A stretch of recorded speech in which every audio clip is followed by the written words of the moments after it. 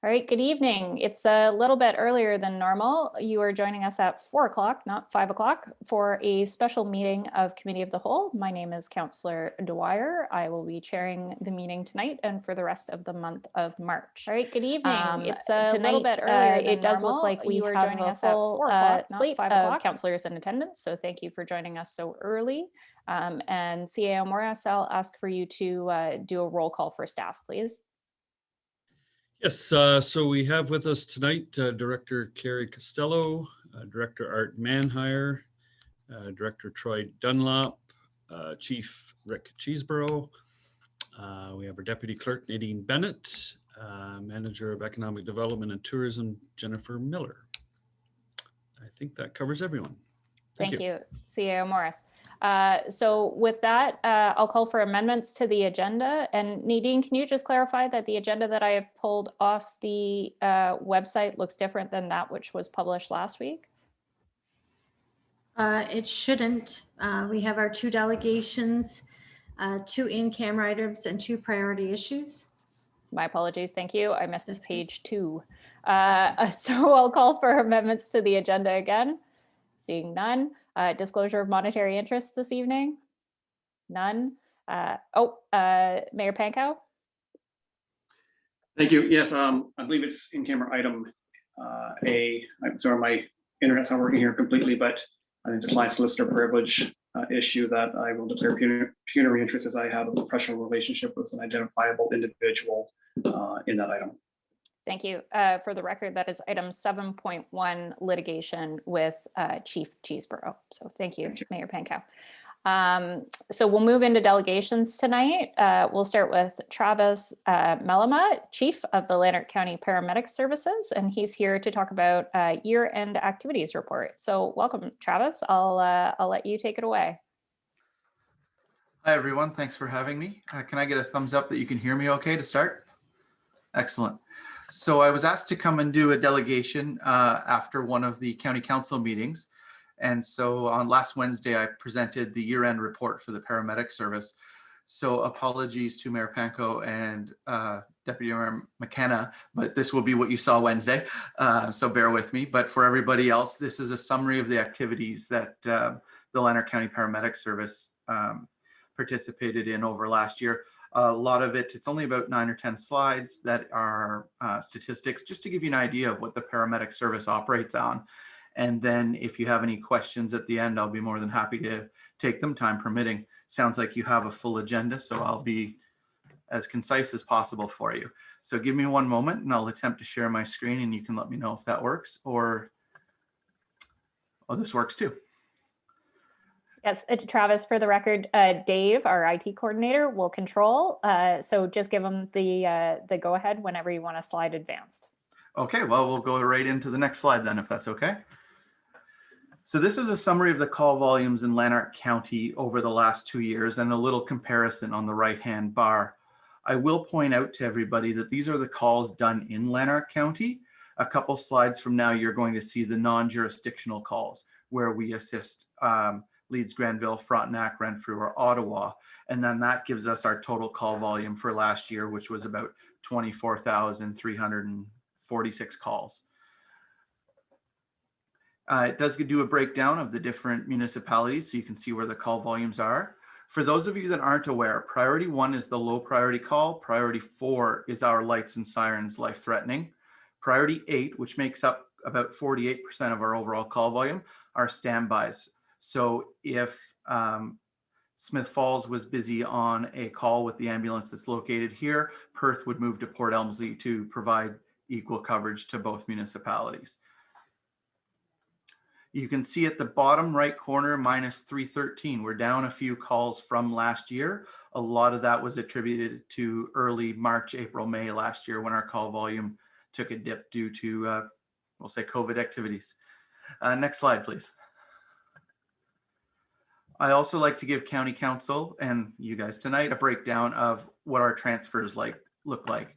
So you can see by the distribution of low priority on the left and higher priority on the right that each hospital or campus, if I will, uses us pretty equally throughout the county. Almont being a little less with the number of transfers they send out, but you can see the percentages across the board are pretty equally distributed for the number of transfers we do for hospitals. They still use, to my knowledge, patient transfer services for some low acuity ones, but we also get pulled into the mix if they're really stuck.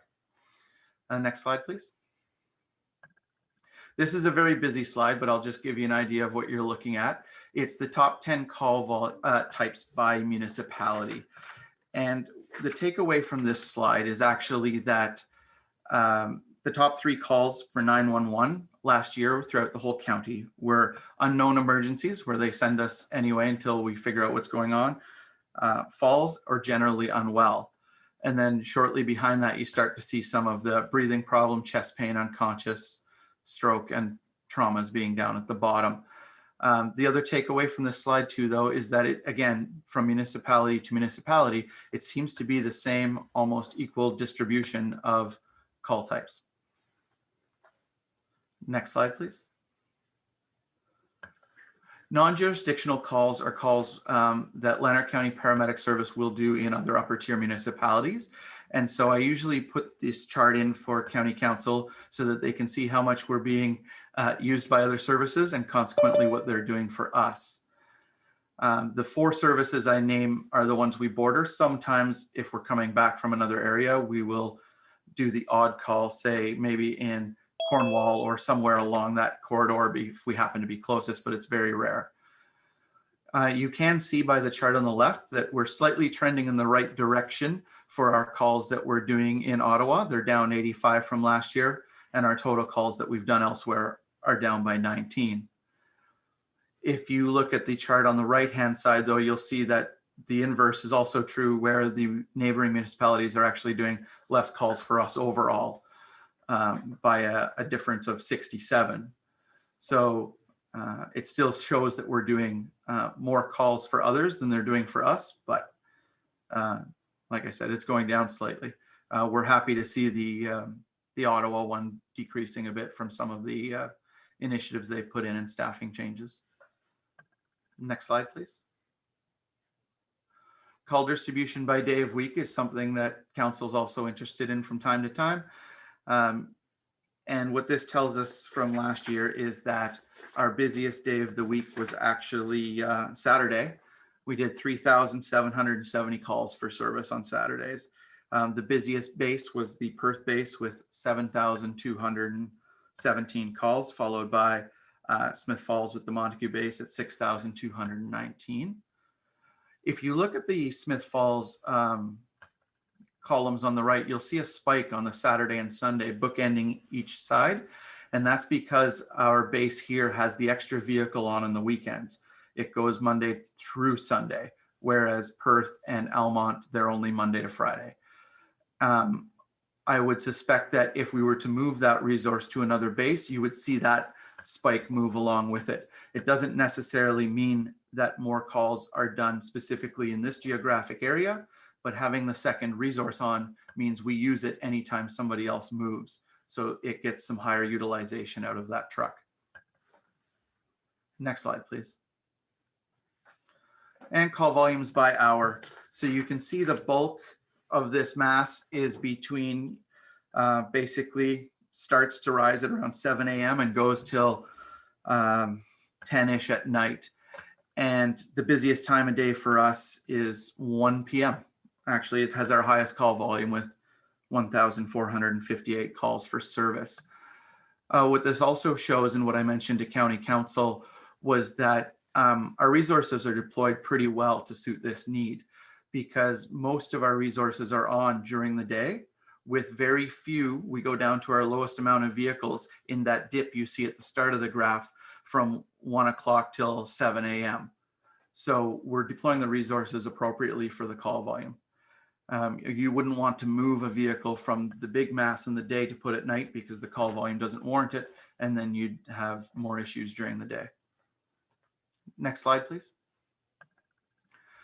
I also like to give a breakdown of the demographics of the patients we pick up. People age 66 and older made up 58% of our calls for service last year. So mostly the left-hand side of this pie graph. I was asked at a previous council meeting, and I'll repeat it again tonight, whether or not high utilizers of the system, or sometimes the other term you hear is frequent flyers, make up a large portion of our call volume, and in Lanark County they do not. Our highest utilizers only make up about 2% of our overall call volume, or 5% of our patient carry calls, which speaks to the fact that the citizens of Lanark County equally use the service all around. It's not just a few that are using the ambulance. It's well distributed. Next slide, please. The last thing that this will lead into, and it's the next couple slides, our response time standards. So we classify, or the ministry classifies calls based on their acuity level. And this is the levels they use. So non-urgent is, you could probably get a drive or take a taxi. You don't need medical care really quickly, all the way up to CTAS level 1, which is resuscitation. Next slide, please. So the county stipulates what our response time standards are supposed to be. And this is the chart that we follow to the moment. So for a sudden cardiac arrest, we endeavor to be there within 6 minutes, 50% of the time, or have a responder on scene with a defib. CTAS 1, 8 minutes, 55% of the time. And sudden cardiac arrest and CTAS 1 are mandated by the ministry. We can't change those timelines, but the county does get to decide CTAS 2 through 5. So emergent all the way up to non-urgent calls, and 10 minutes, 55% of the time. And the next slide will show you how we're doing. Next slide, please. So everywhere that you see the blue bar higher than the red is good. And on the far left, our sudden cardiac arrests, we're sitting around 35% when we are targeting 50%. Some of that has to do with where the calls come in at the time of day. Some of it is, for lack of a better term, luck of the draw with some timing. But when we look at what calls we did not meet the response time standards are, they range anywhere from only a few of them being within that 6th to 7th minute, so just missing it, up to some of the farther reaching areas where it takes longer to respond to. And of the successful resuscitations last year, 3 out of 4 were actually just over the response time standards, and the patients were still resuscitated. So it's a metric that the ministry asks us to monitor, but a lot of the time it's call volume that is the driver of our resources. Next slide. So depending on your timeline tonight with your busy agenda, if you have any questions, I'll gladly take them. Thank you, Travis. Councillor McKenna, we'll start with you. Thanks very much, Chief, and I enjoyed it as much the second time as I did the first time. Chief, do you have can you give a snapshot of the recent funding announcement that the ministry and the LHIN came through for Lanark County paramedics to expand your service for community paramedicine? Could you briefly just let council and those watching some high-level description of that funding and what it's used for? Sure. Since 2016, Lanark County has been working towards implementing and building a community paramedicine program as basically another division or part of the paramedic service. And this is outside the 911 side of the house, where we would actually go to patients, do in-home visits, vaccinations, treatments, remote patient monitoring. And recently, we were successful in a proposal we put out to the Ministry of Long-Term Care, and Lanark County was or is going to be awarded a $3.25 million to help us grow this community paramedicine program, specifically targeting patients on long-term care lists waiting for long-term care, or who will be eligible, so that while they're waiting, they get resources, treatments, and diagnostics done in the field so that we can keep them in home and healthy for longer. The other side of this is hopefully with visiting these patients in home, you'll see an increase in that sort of side of the paramedic service evolve. And hopefully, and what we've seen in other services that have established programs, is you'll see a bit of the 911 emergencies go down, as we tend to treat patients in their homes before and proactively, not waiting until they have to call 911.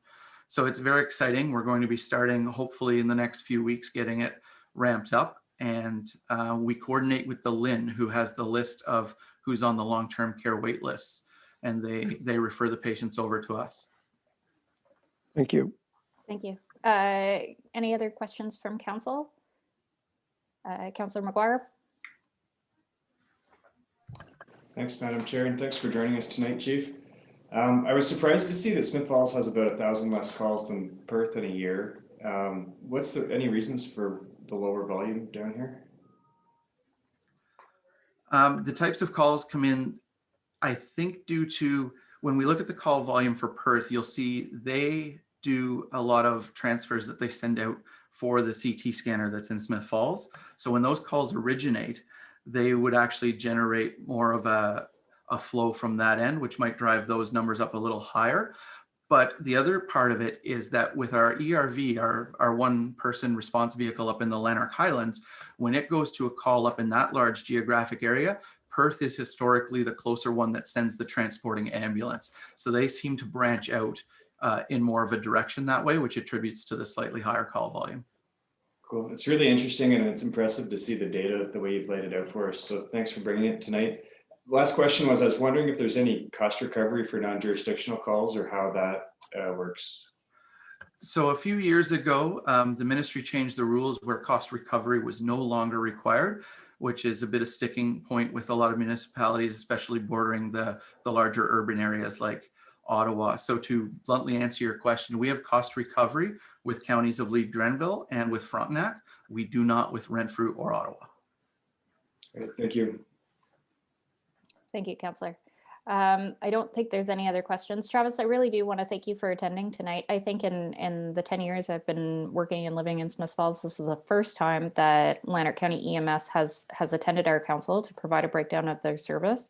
So it's immensely informative, and I really do wish that we had more time tonight, because I think if we did, there would be a lot more questions for you. So thank you again for reaching out, and thank you to Councillor McKenna and Mayor Pankow for making the connection, because I think it's definitely a worthwhile discussion.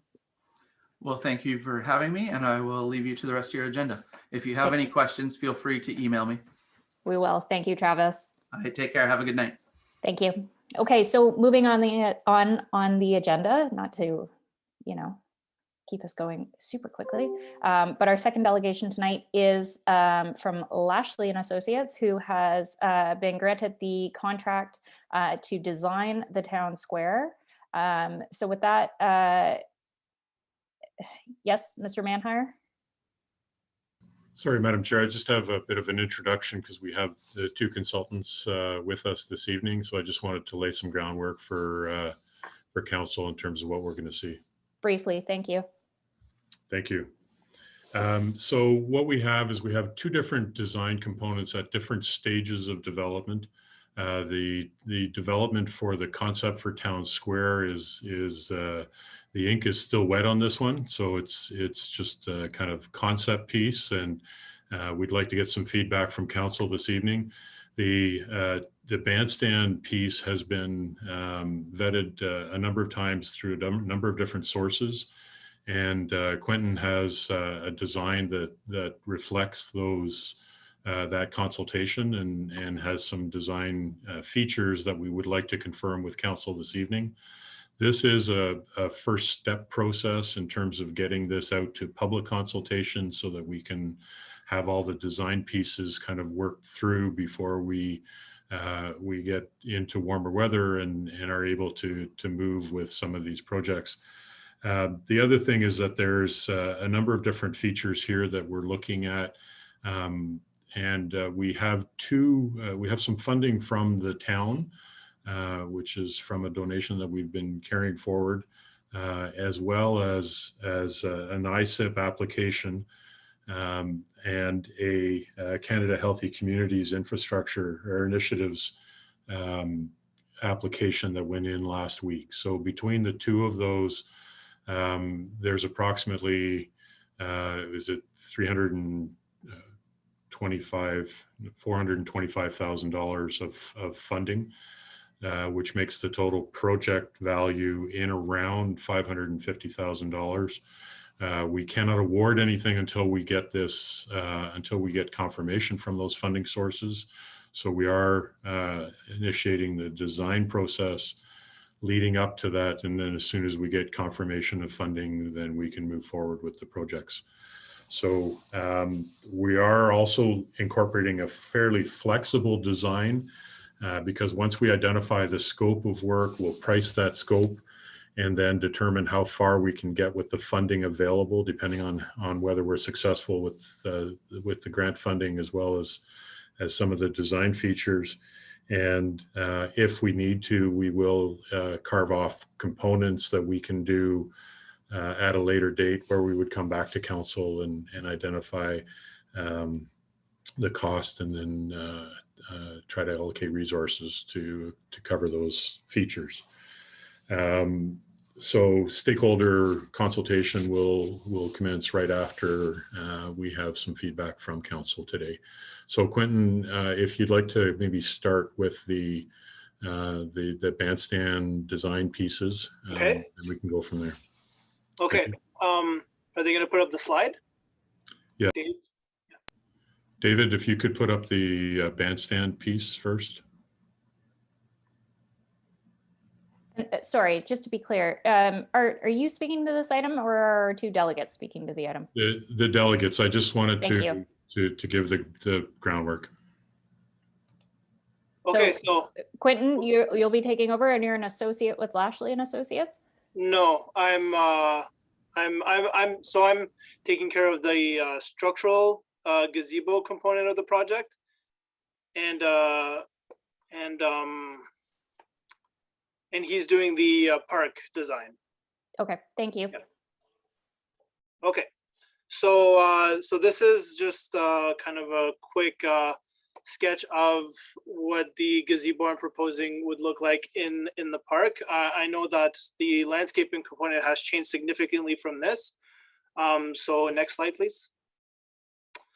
So this is a cross section of the timber frame. So what we're looking at here is a 24-foot wide timber frame with a truss roof.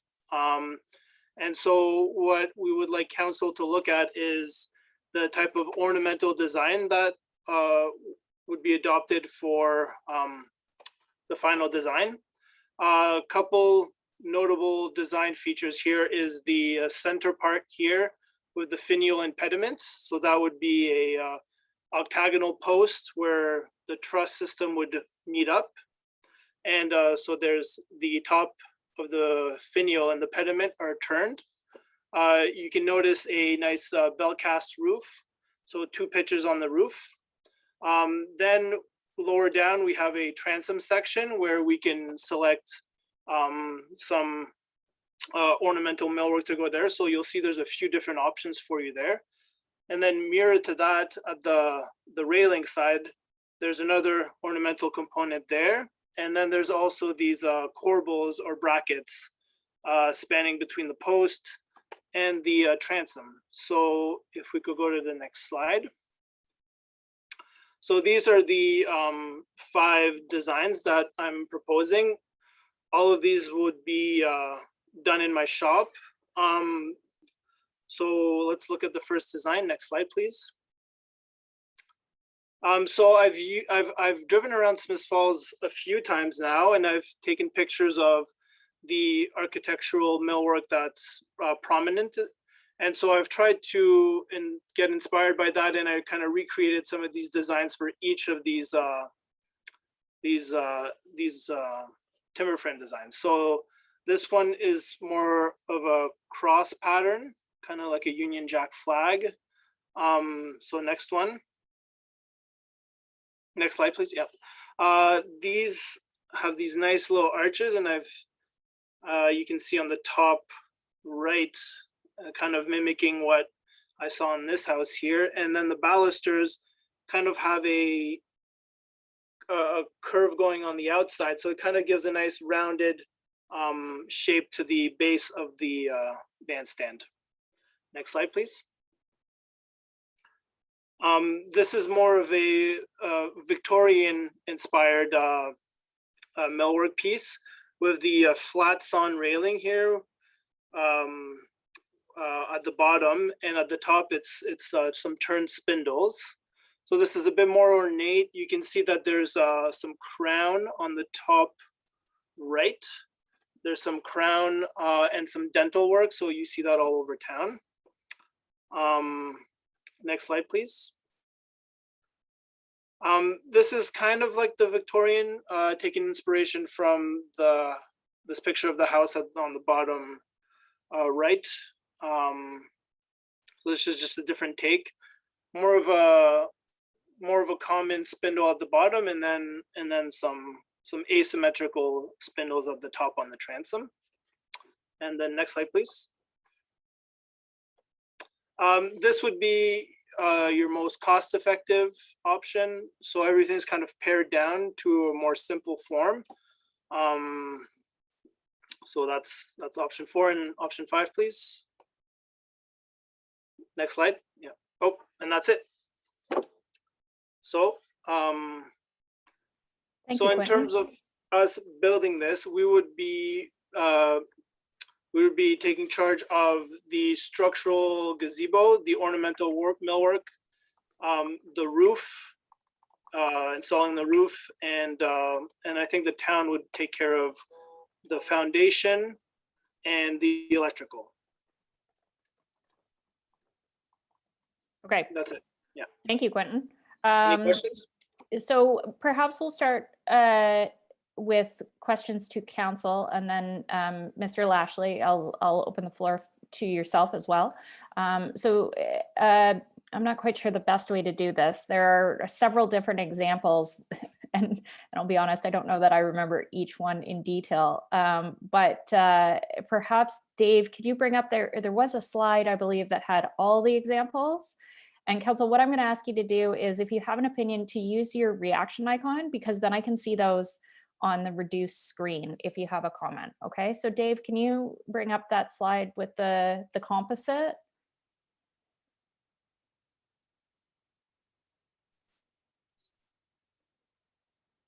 Okay, and we'll start while we wait for Dave. Oh, there's Dave. Okay, we'll start with Councillor McKenna. I see your icon up first. Thank you, Madam Chair. My question is less on the design and more on the durability. Are any of these, I'm particularly interested in the railing options that would probably take the most wear and tear, being out in the elements, as well as just, we hope, heavy use by the general public. Some of the designs look a little, shall I say, lighter or less sturdy than others. Is there one that would be very hardy and stand up to the kind of wear and tear? That I'm interested in understanding which one that would be. Well, so first of all, all our designs include knot-free lumber, so all clear. So there's no, it's a very high quality lumber that isn't susceptible to failure in that sense. And then we're proposing that everything be painted with a linseed oil paint, which has a very good track record. It's called Allback. And a lot of times you can go 10, 15, sometimes even 20 years without having to address the paint. In terms of the upkeep, I would suggest for the least maintenance, it would be the geometric design. I think that was option 4. Would be the easiest to maintain or repaint. But yeah, does that answer your question? Thank you, Quentin. Councillor McKenna, do you have anything further, or that's it? That's it. Okay. Councillor Alfred, you're next. Thank you, Madam Chair. And I want to thank Quentin too, because it was very helpful for you to give us examples from around our own town, which our imaginations aren't always what they should be. So this gave us a really great frame of reference, I feel. Just a couple of things with regard to the one that I see here is that and I think others may have mentioned it as well, but I think we should think about having the band shell up a bit higher so that it has, if there is a concert in it, I'd like to see it up a little bit higher than what I see in the first slide. And I think Quentin may have it as his background actually when he's speaking. I know from looking at this, I think, is there 2 ramps proposed, Quentin? So after talking with the landscape architect, we've kind of changed things around. So he's going to address those new design elements. But what we've come to what we've realized is the higher we go for it to be accessible, the longer the ramp needs to be. And at a certain point, it becomes prohibitive to do it, because for every foot you go out, for every inch you go up, you have to go a foot out. So let's say we would be 2 feet off the ground, we would need a 24-foot ramp at grade to make it accessible. So those are the limitations that we're finding right now. No, that's great information. Thank you. But I would suggest, or I would like possibly we could have 1 ramp.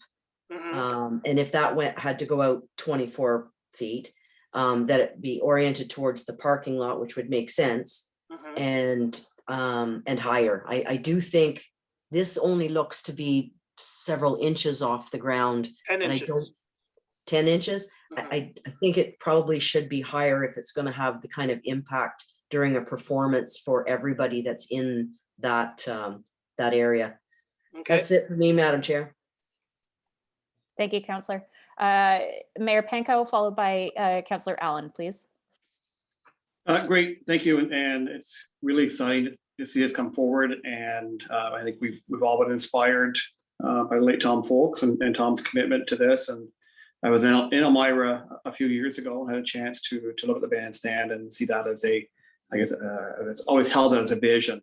And Quentin, I think you've captured a lot of the design elements that exist in the one in Elmira. Speaking to the accessibility and the ramp, I'm wondering if it would be possible to accommodate some of that rise in elevation, because I agree with Councillor Alford that this have be a little higher off the ground, and I'm wondering if some of that rise in elevation could be accommodated with a longer, let's say, the sidewalk that's approaching the ramp, to try to help reduce the need for an extended ramp. And I would agree also that simply one ramp off one side, and so that'd be part of it. And then when it comes to the actual design elements, I appreciate, the long-term, maintenance and upkeep will be reflective of the actual design we undertake. And what we recognize at some point in time, it will require further painting. And that might be 10 or 15 or 20 years down the road, or might need touch-ups in between. But I still prefer to go with what we believe is maybe the most suitable at this stage. And there may not be the one that has the lowest cost of maintenance in the long term. I also, from a roof standpoint, I'd like to see maybe some potential elements that are in the Elmira bandstand and the roof. It does have a bit of character to it, and my preference there would be, which would be varying colors possibly in the roof feature, and obviously steel shingles possibly would be a solution there that would probably ensure we never have to look after the least of roof again. And overall design, I'm leaning towards number 1 or number 2. Thank you, Sean. Councillor Allen, you're up next. Yes, can you hear me? Yes. Yeah, I had the privilege of meeting with Tom in regards to this project, and I know that it was very dear to his heart and something that he was looking forward to being part of. And I know that this particular one is the one that he liked of the choices that he was given. But I think I sent to council today, and I don't know if I hold that up, I don't know if people at home will see it, but that's the Elmira bandstand that he and Pat loved.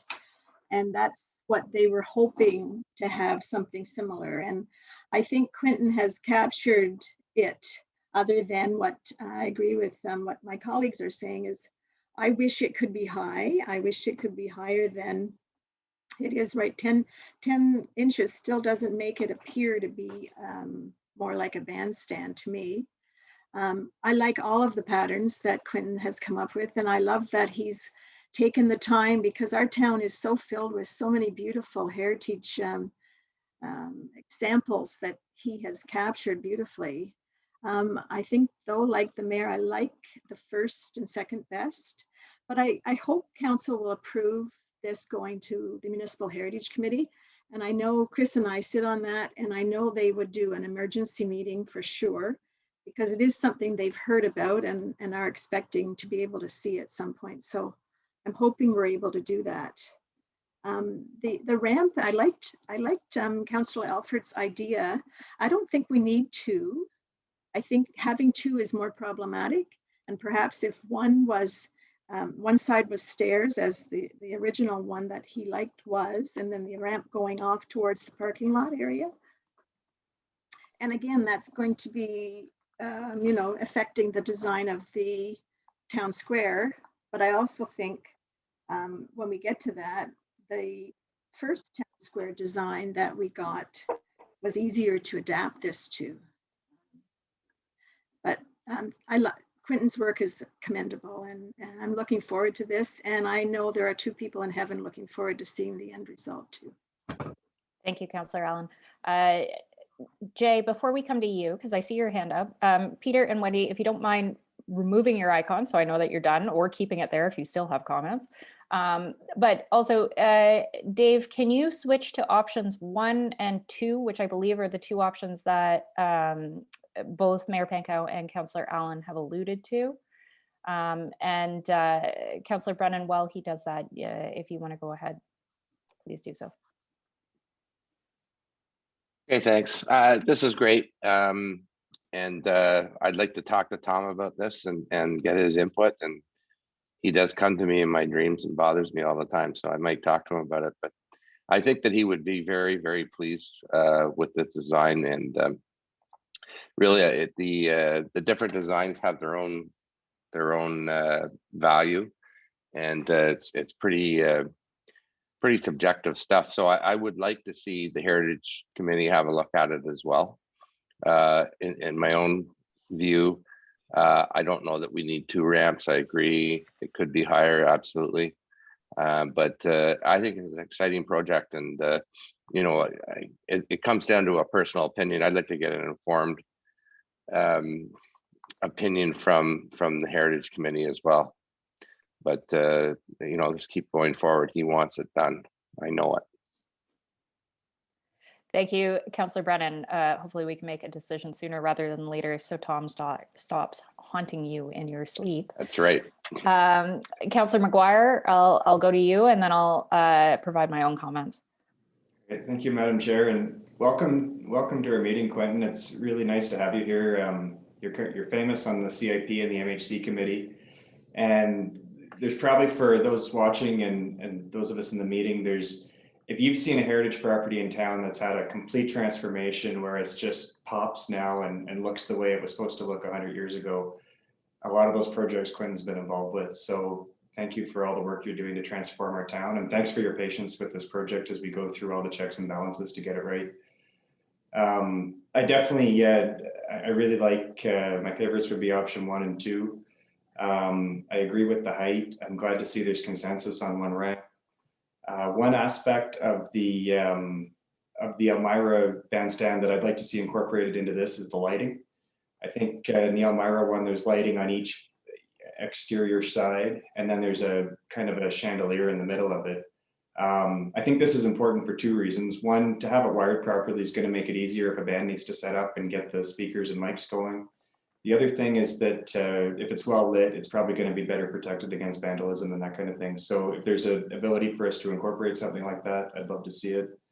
And yeah, really agree with the grading. If we could have that ramp kind of go towards the parking lot and incorporate site grading to reduce the need for the length of the ramp, I think that would be great. But yeah, this is one of those ones that it's been a long time coming, and it's really nice to get to see it at council. So thank you, Quentin. Thank you, Councillor McGuire. And again, Councillor McGuire and Councillor Brennan, if you don't have any other comments, if you could turn off your icon, that would be helpful.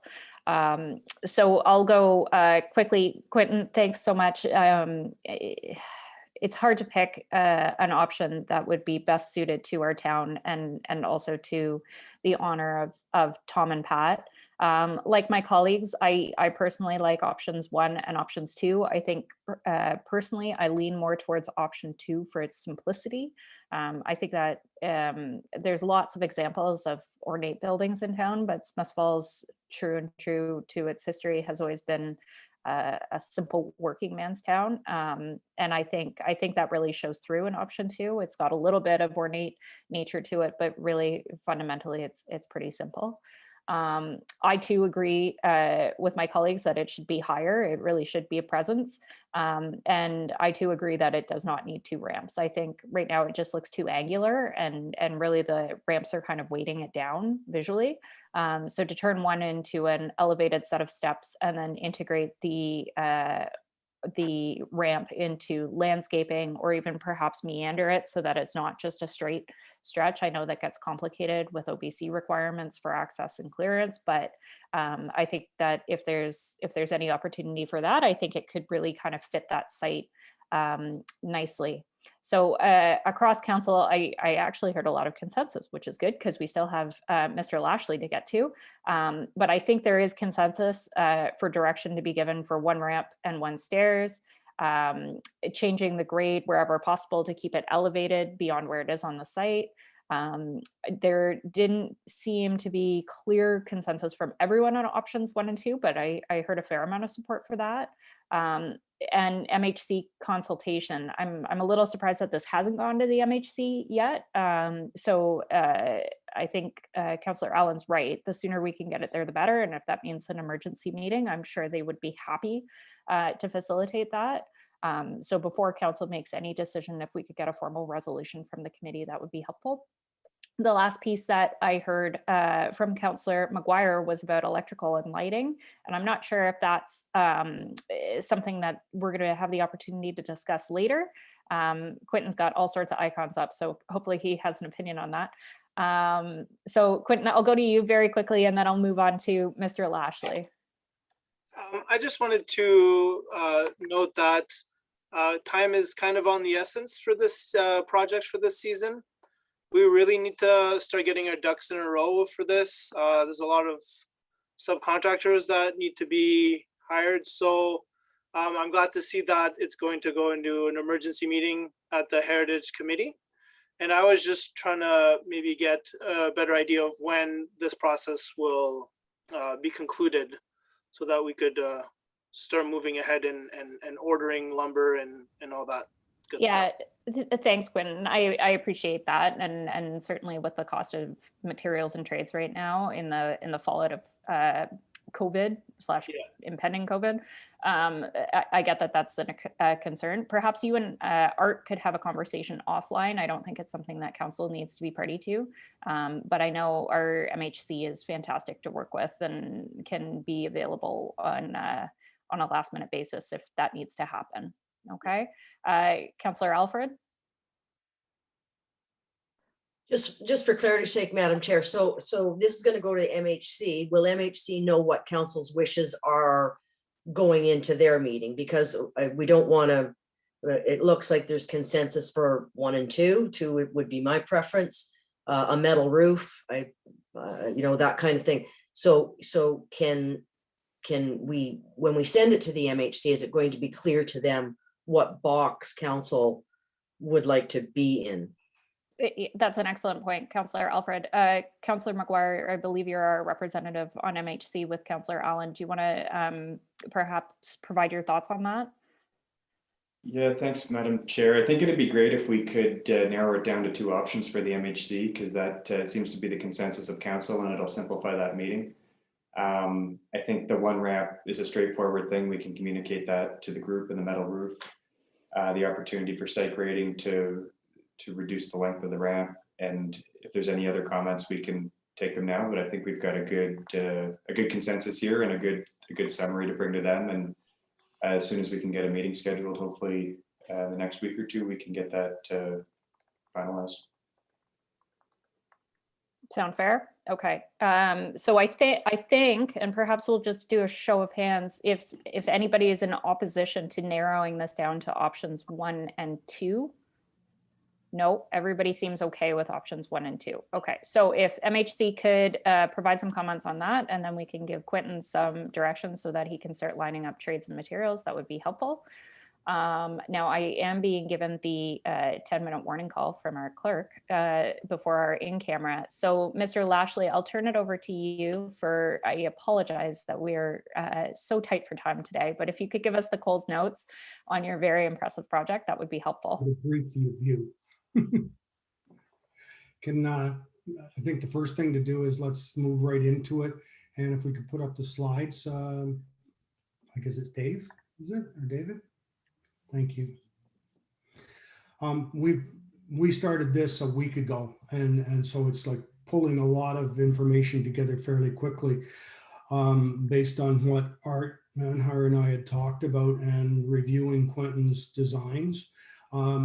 We are looking at the town square and the parking lot at the back as part of this design, as to combining two facilities to create a larger element, which could eventually include maybe a farmer's market in the parking lot, making that parking lot a more pleasant place to be rather than gravel and asphalt, and thereby getting some trees along Elmsley Street.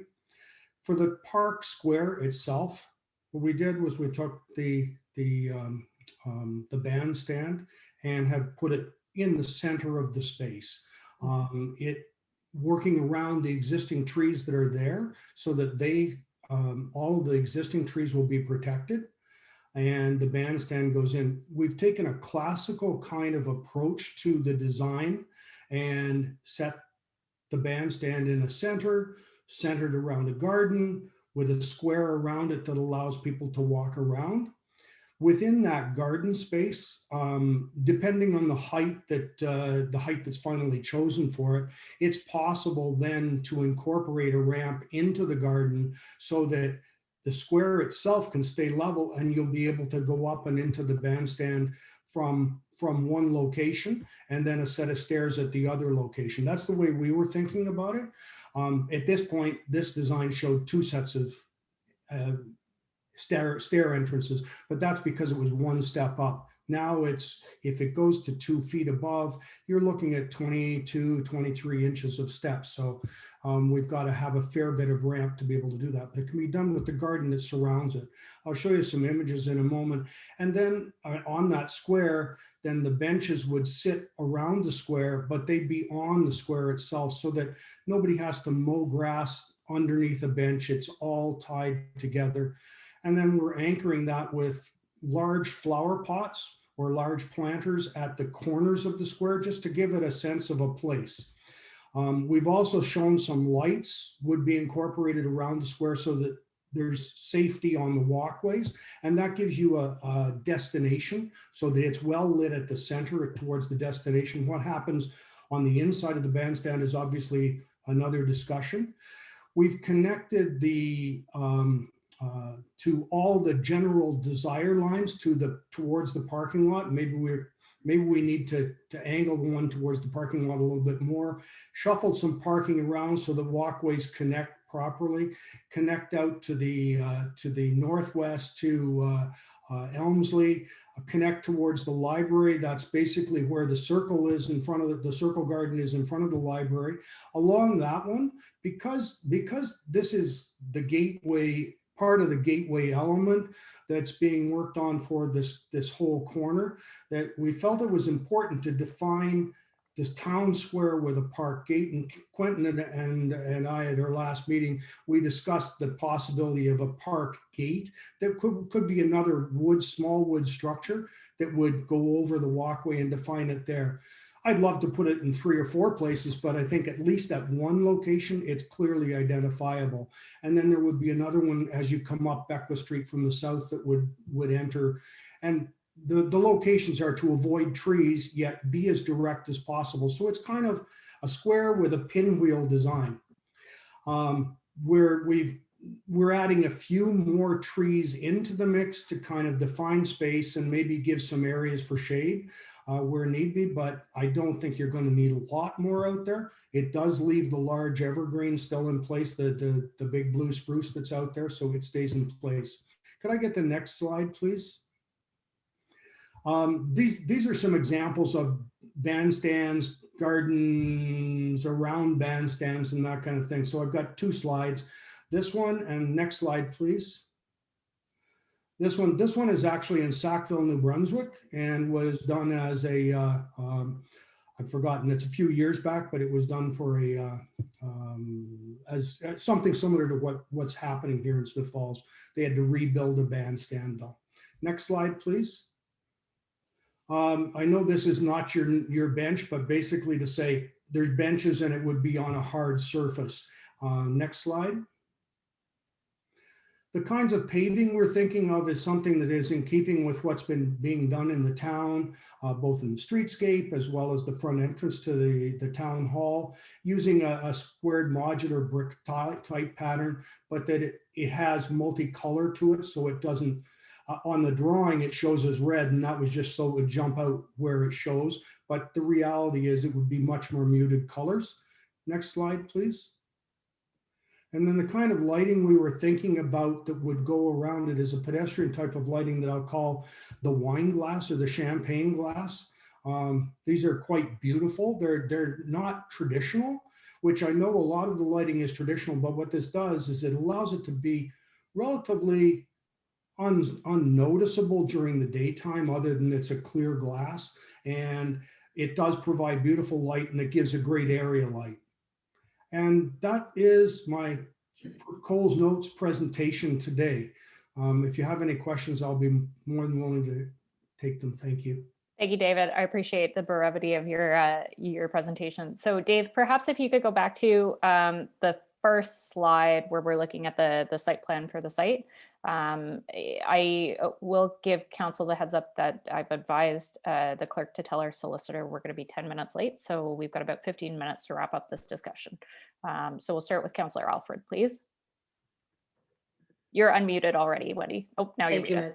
There you go. No, you're good. Thank you, Madam Chair. Yes, we're all looking forward to this and seeing Quentin's plans make it all the more make us all the more anxious to get to it. The one thing I don't see on this, and I have no objections to what you've presented to us, David, but the one part I think that is missing is we were talking about gateway, and we were talking about where to put the gateway with Director Dunlop when we saw those plans. I'm still thinking that perhaps the best place for a gateway feature is on the other side of the library. And I don't see anything like that incorporated in what you've given us today. I'm not sure what your instruction was, but I really would like us to not rule that out, that the gateway feature is attached to the town square rather than over on the other corner that we discussed earlier. So that's all my comments for now, Madam Chair. Thank you. Thank you. Councillor McGuire. Thank you, Madam Chair. Great to have 10 extra minutes because this is a really exciting topic. I'm wondering, now that we're looking at it as a landscape perspective, maybe one ramp's enough for the bandstand. We don't need steps. I don't know. I'm wondering if there's going to be an ability to keep the existing trees we've got, because we've got some nice mature trees in that area. It'd be great if we could keep them. Like Councillor Alfred, I'd really like to see this as be a Elmsley Street, Beckwith Street, Church Street plan where we're working with the landscape architects on the gateway feature to have something that's well integrated. I think we should do some consultation to see if the cenotaph could be moved to a better spot for reflection between the library and the town hall. My question on the sidewalks is they look great from above, but are they going to eliminate the kind of jaywalking in the park that leads to those trails we see in a lot of our other parks where the location of the sidewalk is doesn't actually match up with the needed use of the facility? So I'm just hoping that that's been accounted for. Personally, I'd like to see the lighting match Becker Street because I think we've got a theme. We've been talking about that before, about the consistency. And since this is such a small area and it's right off Beckwith, that style I think would be ideal here. Last comment would be, I'd really love to see permeable paving or some kind of rain gardens incorporated into the design so we can take we're not putting all this stormwater runoff into our sewer system. Okay, thank you, Councillor McGuire. Do I see hands up from anybody else? Sean just unmuted himself, so I'm going to take that as I'd like to speak now, please. So Mayor Pankow, go ahead. Great, thank you. No, I love most of the features that we see here. Again, this is something that we've been anxiously awaiting for a couple of years. I like Councillor McGuire's comments regarding permeable paving.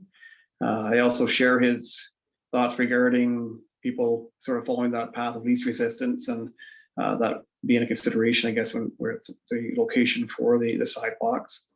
Farmers market is something that has been simmering in the background for a long time, and I think it makes great sense that if it could be something could be incorporated here, and even potentially in the future, maybe a pavilion or something along that side that could, like they have in Carlton Place, that could provide some degree of shelter, outdoor space. Maybe not today, but understanding though, of course, the need to provide parking for volunteer firefighters, all our firefighters, in the event they have to return to the hall for a call. And I agree, we should incorporate the space behind the library at the intersection, probably in this design, to ensure we have consistency. And finally, I agree with Councilor McGuire's comments regarding lighting. I think we've got very attractive lighting on Beckwith, and considering the proximity, I think it'd be appropriate that we continue with that at the site. That's it for my comments. Thank you. Thank you, Mayor Pankow. Councillor Allen? Yeah, I agree. I'll start really fast because I know we're under short timeline. I agree with what's been said about the street lights. I think it should match, and I think our street lights are beautiful, so it'd be nice to have the same thing in the park. The only other thing, and I agree with the gateway feature. I think the park, the town square is a perfect place to have it. And like my colleagues, if we could move that cenotaph to a spot that would give it just as much quiet space and a place for people to come and reflect and think about what's there, perhaps that's the best place, because it really is sort of the high point in that lot. The only other thing too that I was looking at, and I see this green space in front of the library. I mean, all summer long we do children's programs, and that's a perfect place now that they'll have grass there and they can, go out and enjoy the fresh air. But I'm thinking the square around the bandstand, I just think visually and maybe even theatrically, it would look nicer as a round instead of a square. The same idea, but have it round. And I like the material that he chose, the multicolored material. And yeah, no, very exciting. I can't wait. This has been a long time in coming. That's all. Thanks. Thank you, Councillor Allen. Councillor McKenna? Thank you. I don't know if we're under the same time crunch with the layout as we are with the gazebo being built. I understand you want to get the wood ordered and get building it, but if we had a little more time, one of the things that occurs to me regarding the lighting and the trees and a park is that a safety audit be conducted, because the lighting might be for aesthetics, it looks good, but it may not illuminate in a dark park the way we want it to for safety reasons. So a safety assessment of the layout would be important. And time permitting, I would like the accessibility committee to comment on the design as well. It's fine for me to be sitting here saying, yeah, one ramp's good and yeah, the height is fine, but I would appreciate the input from the Accessibility Committee, not necessarily to slow down the gazebo being constructed or the bandstand, but if we had a little time regarding the layout of the park, those safety audit and the Accessibility Committee's comments would be greatly appreciated by me. Thank you. Thank you, Councillor. David, I'll just hold your comments for a second. Councillor Brennan, do you have anything you'd like to add? Yeah, I just unmuted. I didn't put my hand up. Oh, okay. Nope. But no, I do have a comment. Okay. Yeah, I think this is exciting. I think that the gateway feature, we had a discussion about a turning lane off of Elmsley onto Beckwith when we had the last presentation. And if that alleviates the need to eliminate that merge on, I'm all for it. And just to consult with our friends at the Legion and make sure that we find a suitable spot for that cenotaph. I think the gateway feature at that corner would work. And other than that, the only other thing I agree with is the lighting. We need to keep it the same as what we have, or the new lighting we have, which is beautiful. So that's it. Okay. Thank you. Councillor Brennan, I'll give my own 2 cents here very quickly, and then we'll let David wrap up, and then we'll move into in camera. So David, kind of like Councillor Allen, when I first saw this, I thought it was a little bit too hard, and you're right, it's a very traditional plan. I just don't think that it was quite the vision that I saw for the park. To me, the value in this park is going to be as a gathering space. So having soft lines and transitional areas that we can better program in, to me, was part of that vision.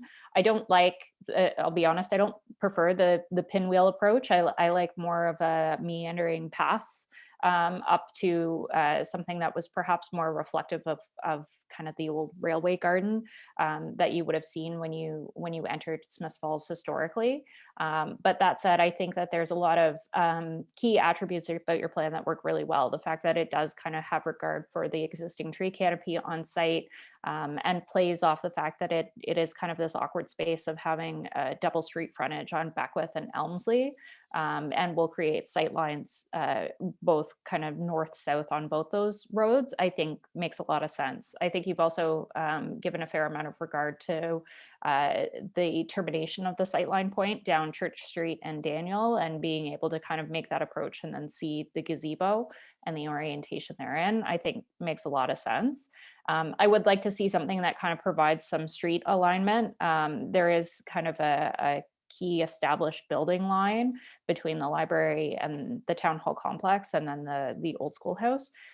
So something that carries that through, because right now it just looks like the structure is kind of in the middle and doesn't necessarily relate. So perhaps some more illustration mock-ups would help illustrate that. But I agree with Councillor McGuire that, you know, any opportunity for LID design on the site or permeable asphalt is something that would be nice to see there. I know that the Rideau Environmental Action League has already been speaking with Art about incorporating an LID type development in the site around the library. So I think there's an opportunity for partnership there that we should be looking into. With that, I think the consensus from committee is that we are looking for some comments from the Accessibility Committee. And perhaps, given that the gazebo is going to go to Heritage Committee, perhaps they could also take a look at the site plan and provide some comments on that as well, because they are going to be two very integrated design components. So Mr. Lashley, if you have some very quick wrap-up comments, and then I'll ask Art just to confirm, Art, that this is coming back to council as a staff report for us to make a determination on, that would be helpful. So Mr. Lashley?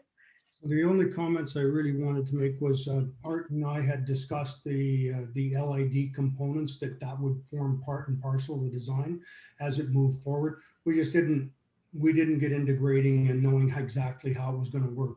The other things that we talked about was protection of the trees on site. And the last thing is we talked about doing a pollinator garden as part of this, and that could work out very well, and that works very well with the LID type components too. Perfect. Thank you. Art, can you confirm this will be coming back to committee to make a formal recommendation on after it goes to Accessibility Committee and Heritage Committee? Is there a timeline on that? Well, Madam Chair, what we do now is we're going to start reaching out to the community and the committees that have been indicated. We'll get their feedback, bring that back into design, and once we have that design, we'll bring it back to council for final approval. Okay, thank you very much. So Mr. Lashley and Mr. Navarra, I appreciate the fact that you came out tonight. And again, I apologize for the fact that we're on a very short timeline. Mr. Lashley, you had one final comment that you wanted to provide? One final comment. We haven't done any work on the gateway feature on the other side of the library. Just it wasn't part of the scope. Understood. I appreciate that you've only had 1 week to work on this plan, so I'm sure we'll get a much more fleshed out design shortly. So thanks again. With that, I will call for a motion to move in camera, moved by Councillor Allen, seconded by Councillor Brennan. All those in favor? Thank you. So for members of the public, we're going to take a brief recess to move in camera, and then we will be back for the rest of Committee of the Whole following such. So Dave will move us offline. Dave, can you give us the all clear?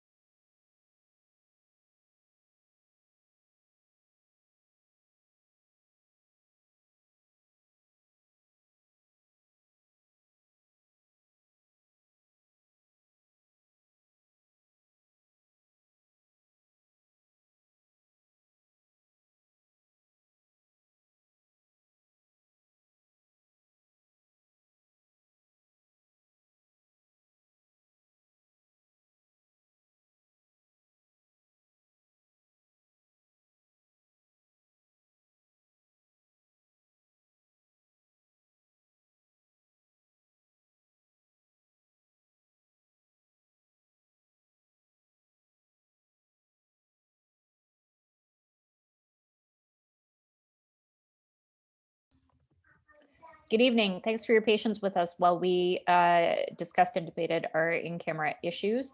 The Risen report, we had 2 issues on tonight's agenda. The first was potential litigation, and we provided direction to staff regarding the item. The second item, 7.2, was an acquisition and disposal of lands with staff, which we similarly provided council direction to staff. So with that, we'll move on to priority issues tonight. We have 2 items on the agenda. Both are with Miss Jennifer Miller.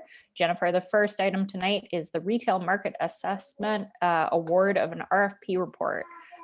If you'd like to give a summary of the report before council, that would be appreciated. Thank you. Thank you. Thank you, Madam Chair. So we have sought to commission a retail market study as part of an effort to collect and analyze data to inform our economic recovery efforts when this pandemic recedes. The study will examine consumer characteristics, market segmentation, retail leakage, and the potential for new retail business. It'll also review our existing official plan policies, and it'll give us advice as to whether the plan's current policies and mapping adequately reflect the needs of the sector. So 18 firms requested a copy of the RFP package, 4 submitted proposals by the deadline of March 5th, and scoring was laid out to allow proponents the opportunity to propose the most effective ways to approach this work.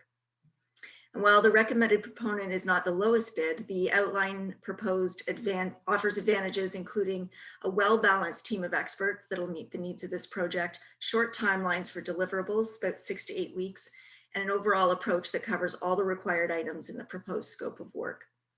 It's therefore staff's recommendation that the Council of the Corporation of the Town of Smiths Falls award RFP 21-ED01 to Urban Metrics for a retail market analysis for a total cost of $20,275.68. Thank you. Any questions or comments from council? Councillor Alfred. This will be quick. This would be very welcome by the DBA and would tailor nicely in with the strategic planning exercise that we're undergoing currently. So this would be great news for the DBA, and I'll inform them when I see them Wednesday. Thank you, Councillor Alfred. Any further comments, questions? I see thumbs up. Councillor McKenna, you had a comment? Question, Madam Chair. The Chamber of Commerce accepts membership from beyond the boundaries of just Smiths Falls, the surrounding municipalities that have businesses join that. Would they be invited, the chamber, for all of the residents, or are we just going to narrow it within the businesses operating within the town limits?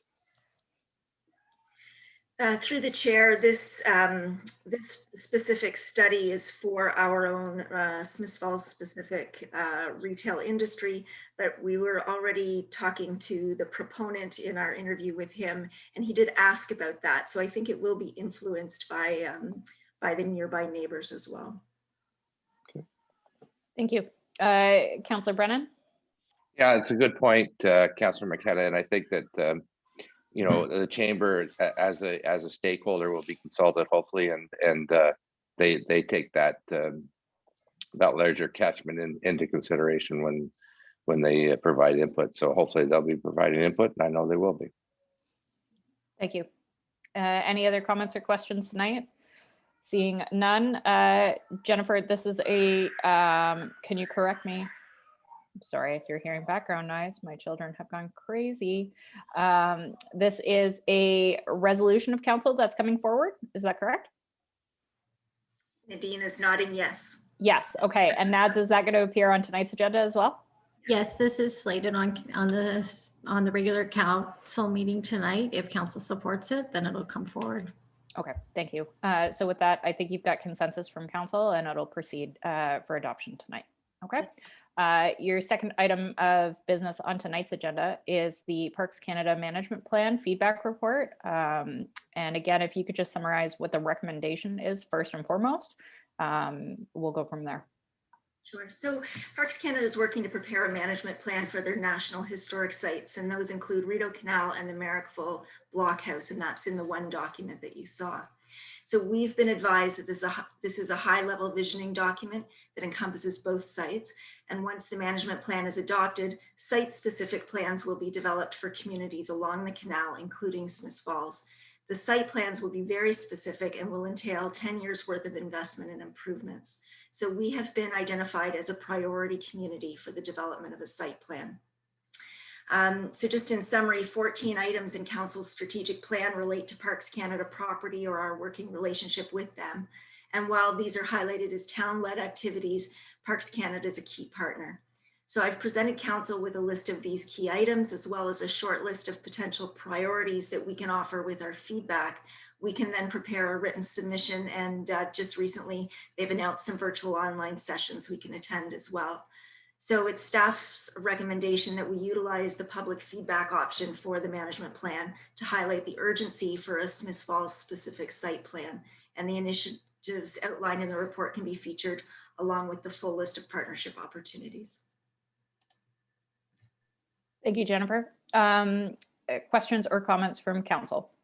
We'll start with Councillor McKenna. Thank you, Madam Chair. I seem to be the first one with my hand up tonight. It's not my usual style.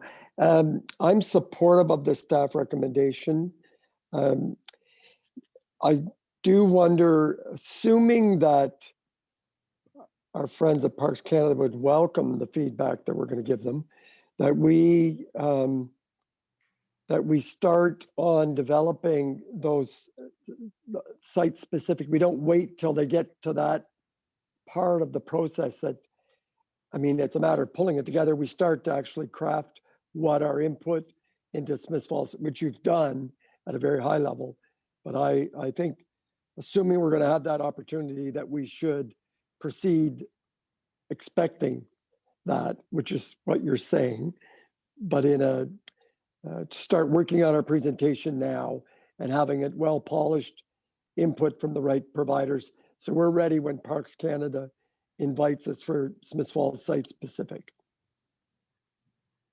which is, I think, what you were saying, but. Thank you. Thank you, Councillor McKenna. That's an excellent point, and I think Jennifer has agreed. So, excuse me, sorry. We look forward to seeing a staff report come back with those more built-out points in the future. Councillor McGuire, your hand was up. Thanks, Madam Chair. Thanks for your report, Jennifer. It's good to have this on our radar. I'm disappointed that Parks Canada didn't take advantage of this opportunity to present to us. I think that, well, reading through the document, it's interesting that, you know, the Merrick Falls referenced 23 times, Smiths Falls comes up twice. Once they've spelled the name wrong, and the other times in the cover page under the address of the headquarters. So I'm not feeling great about how much they're going to listen to us, but I think it's still important that we get our comments in. In section 1.2, they talk about having master planning goals, and they're going to do 2 by 2024 and then 3 more by 2030. And Smiths Falls isn't referenced anywhere in that paragraph. I'm wondering if we're under the impression whether we're going to be in the 2024 group or the 2030 group. Through the chair, we have been told that ourselves and Ottawa are the top 2 priority communities. And so we're hoping that that means that we're first on the list. But just going back to Councillor McKenna's point, if we can put as much feedback in now as possible and then keep building on that when our turn comes, I think that's a good effort.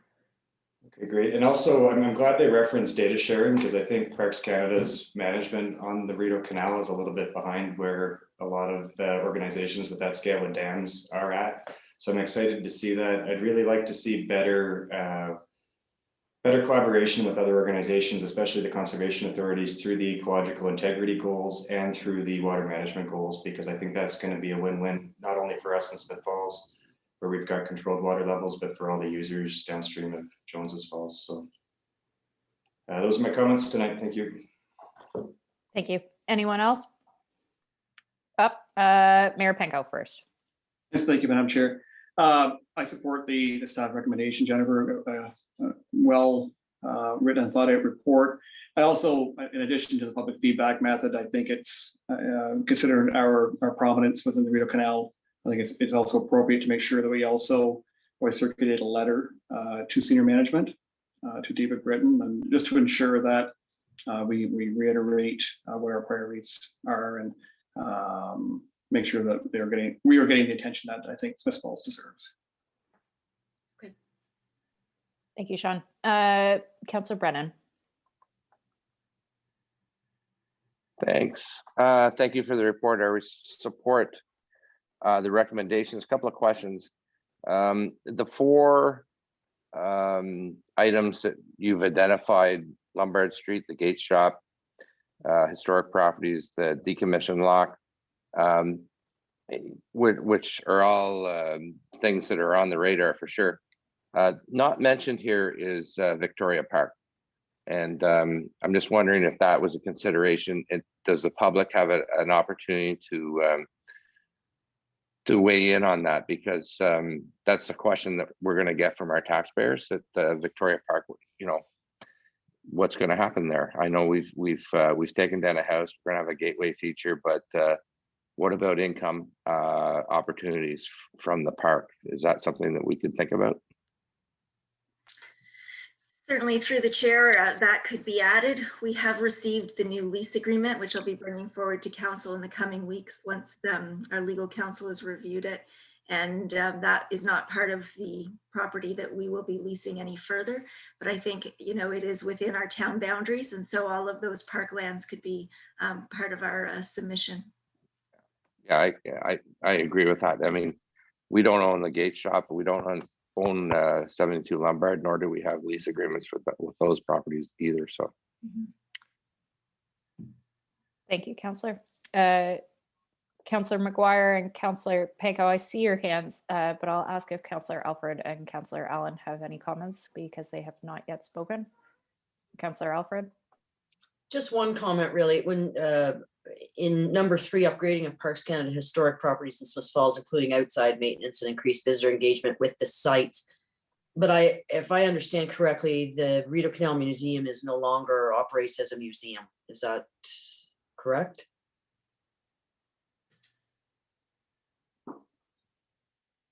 Sorry, Ms. Miller. It's my understanding that it may not have been open during COVID, but it is my understanding that it has been open to the public. And it's still operating as the museum as it was created originally. That's my understanding. Okay, thank you. Yeah, Jennifer, perhaps we could get some clarity on that because I, like Councillor Alfred, was under the impression it was no longer operating as a museum, that it was a passive visitor center, and that its mandate had changed. So perhaps in the next report on this, we could get some follow-up and confirmation of that. Councillor Allen.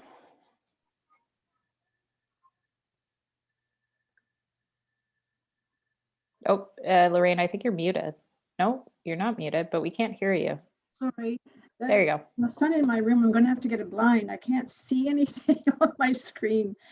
No, I support the recommendation. I look forward to this area of our town. I mean, it's certainly the reason why people come here. So the more we can do to look after those sites and make them even more user-friendly and inviting for tourists, that's great. I look forward to the future. Thank you, Lorraine. Okay, to go back, I saw Sean's hand back up and Chris, so we'll start with Sean. Yeah, Jennifer, one thing I noticed is the absence of any discussion regarding a marina. And that is something that's been, I guess, identified as a potential priority. I think both here and Parks Canada has mentioned in the past an openness to considering a marina. So is that something that was considered for the report, or did you believe it would be on the scope of the report? Actually, Mayor Panko, it is listed in the top 14 bullet points. Third from the bottom, examine marina opportunities. So it is covered. So, but as one of the priorities, I guess. Okay. Not the top 4. Okay. We could move that if you'd like. I think I would like to see that as a potential priority. Okay. Thank you. Councillor McGuire, and then I'll provide my own comment. Thanks, Madam Chair. Yeah, I agree with Councillor Brennan's comments on getting them to look at Victoria Park Campground. I'd also like to see on number 3, or maybe an extra bullet added about the vacant buildings. I think that the empty buildings that are all boarded up in town definitely take away from the experience, and I think it needs to be noted when we're doing our consultation with them. Thank you. Thank you. Okay, Jennifer, I'm fine with taking the approach that we are going to provide much more detailed comments to Parks Canada as part of the site plan specific to Smith Falls. I think that makes a lot of sense.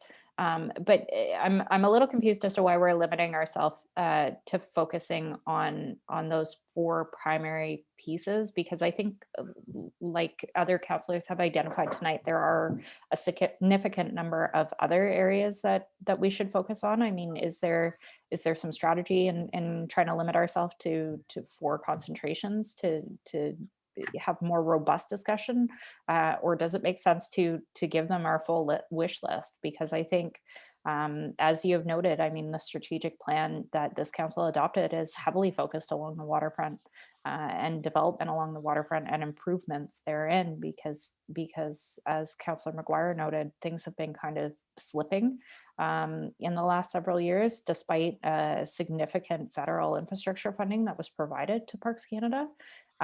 So can you just provide some commentary on why we're limiting ourselves to 4, or if there's appetite to move to, you know, a more robust report?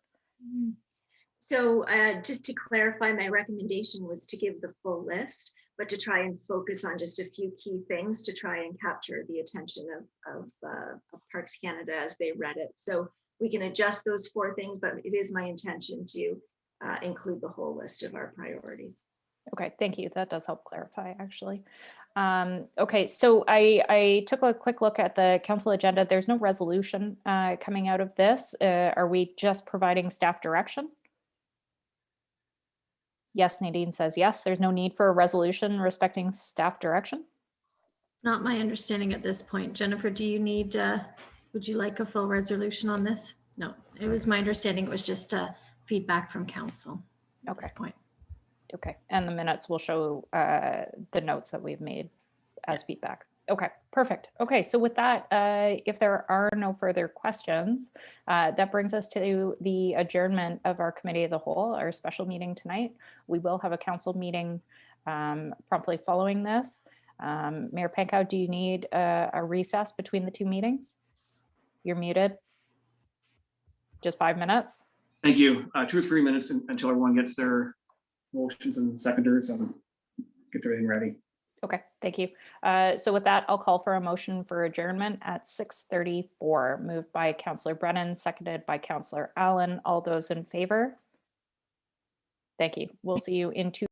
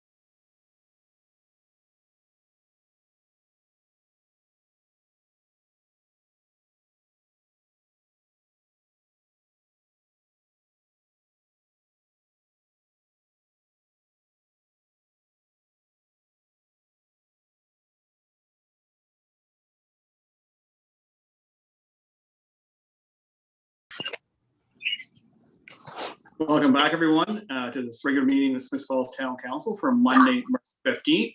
March 15th, which happens to be Deputy Clerk Bennett's birthday.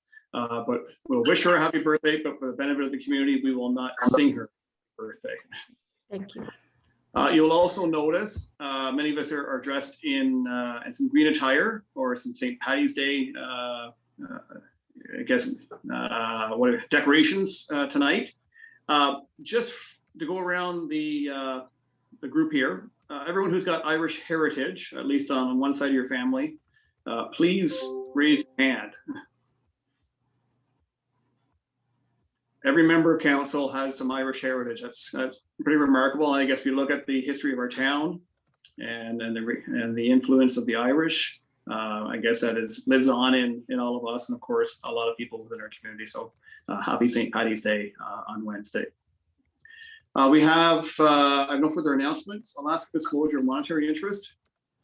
I see none. We have no delegations. We do have adoption of minutes. That is with Councillor Dwyer, please. Thank you. Moved by myself and seconded by Councillor Brennan that the minutes of the January 18th, 2021 meeting and January 25th, 2021 meeting, February 1st, 2021 and February 16th, 2021 council meetings be approved as circulated. Thank you. It is moved by Councillor Dwyer, second by Councillor McGuire, that the minutes of the January 18th, 2021, January 25th, 2021, February 1st, 2021, and February 16th, 2021 council meetings be approved as circulated. All in favor?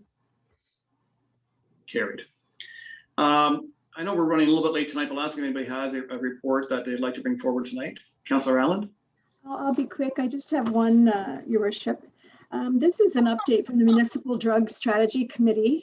Our committee of council started 10 years ago, and we were involved to promote school and community-based prevention, harm reduction programs and activities. Our committee is made up of a group of very dedicated people, including Constable Aaron Tompkins, who's our service officer, community service officer, and Jennifer Adams, who's our harm reduction coordinator at the health unit. This last week, we had a neighborhood crisis in that some needles that had been put into garbage containers had been hit by a snowplow and then flew around the neighborhood. So Officer Tompkins and some police officers spent 2 or 3 different trips over to get some, and then some of our committee came and did some follow-up walkabouts. So I just wanted to make an announcement today about our 3 drop-off boxes. If you have needles in your home, the proper place to just get rid of them is with one of the 3 boxes. One is at the town hall at the side of our building. One is at the health unit and one is at Lower Reach. Ron and Linda Stronsky empty them regularly and look after them, and they're the safe place to put them. So I'm just asking people that in the future, that's what they should do. As well, you'll notice us, there's 8 of us on our committee, and in the spring, after the snow melts, we'll do walkabouts of neighborhoods that each one of us is responsible for an area. So you may see us out and about, and that's my report. Thanks. Great, thank you. Councillor Wolf, would you put your hand up too? I did, Your Worship, but I'll go quickly because I know this is already a long meeting. So the Downtown Business Association has begun their strategic planning exercise. It's been a little delayed because of COVID, but we're back on track to draft the plan for 2021 to 2024, and it will be circulated to DBA members for feedback at that time. And just in response to several inquiries, to inform everyone that the banners on the poles downtown and the lights that are wrapped around the poles are the work of the DBA. They are currently at work on new spring and summer banners and awaiting the pickup of Santa Claus at the library from the contractor. With regard to the Chamber of Commerce, over the past 2 years, it's become evident that there's really isn't a need to have 2 liaisons from council on the Chamber's board, the Chamber board. Councillor Brennan is quite capable of serving in that role. So if council has no objection, I ask that I be released from that appointment and I can give additional time to other committee work and council concerns in which I'm currently engaged. And from the Planning Advisory Committee, as evidenced by the number of agenda items that are sent to council by the Planning Advisory Committee, including 3 tonight, this committee is very busy. The past meeting included 3 public meetings, all of which is indicative of the number of projects currently in various stages of planning and construction in our town. And under the leadership of Chair John Wanless and with the guidance of Senior Planner Carl Gregke and Planning Coordinator Mary Remig, the committee also has contributed feedback on issues such as the revamp of the town's zoning bylaw, and will give consideration to the town's recently adopted tree preservation policy whenever and wherever possible. The most recent project to come to PAC is welcome infill on Percy Street with a townhouse development recently approved at our last meeting. And that's it for me, Your Worship. Thank you. Councillor McKenna. Thank you, Your Worship. I was delighted to have Chief Malma from the paramedic service here tonight to talk to us. I am asking if council would be interested in having the Director of Social Services, Emily Hollington, come. The province is undertaking a massive change in the way Ontario works. An Ontario Disability Support Program are currently operated that will impact many residents in our community. If council agrees, I would like to invite Emily to come and present those changes at a future, as a future delegation.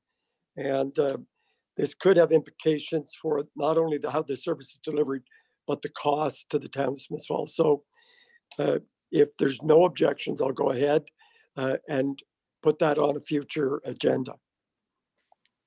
Thank you, Councillor McKenna. Yes, I'm sure we are all agreeable. Councillor Brennan. Yeah, that's just ditto from what Councillor Alford said on the planning committee. We're very busy and it's great. And in terms of the chamber, maybe we can put that on for a future committee of the whole, that if there's another councillor who wants to join me, then they're most welcome. Okay, good. Any further reports? We'll move straight to bylaws. Councillor Allen, you were up first. Yes, bylaw to authorize an extension to the lease agreement with Rideau Environmental Action League, 85 William Street West, bylaw 10219/2021. Moved by myself and seconded by Councillor McGuire that a bylaw to authorize an extension to the lease agreement of the Rideau Environmental Action League respecting 85 William Street West be received and read a first time and taken as read a second time. Thank you. Moved by Councillor Allen, second by Councillor McGuire. That bylaw to authorize an extension to the lease agreement with Rideau Environmental Action League respecting 85 William Street West be received and read a first time and taken as read a second time. All in favor? Carried. Discussion, Councillor Allen. Yes, the Community Service Department has a fund of money that they're going to be using on improvements to buildings and facilities. Real has struggled over they're doing an amazing job there. They're recycling, Real Deal Store, and all of the other things they do for our community and education on how to recycle and on is great. But they have chatted with over the years about structurally sound, how structurally sound the building is, and is it the best place for them, and so forth. But they're on a lease now, hoping that they'll be part of that assessment and see if the building does need some improvements. And that's why they're happy to take the lease in the meantime, this 2-year lease extension. Yes, Councillor Dwyer. Thank you. I sit on Real's board as the council liaison and representative there. The purpose of this lease is really just a 1-year fix. We've been working there under an expired lease arrangement for almost a year.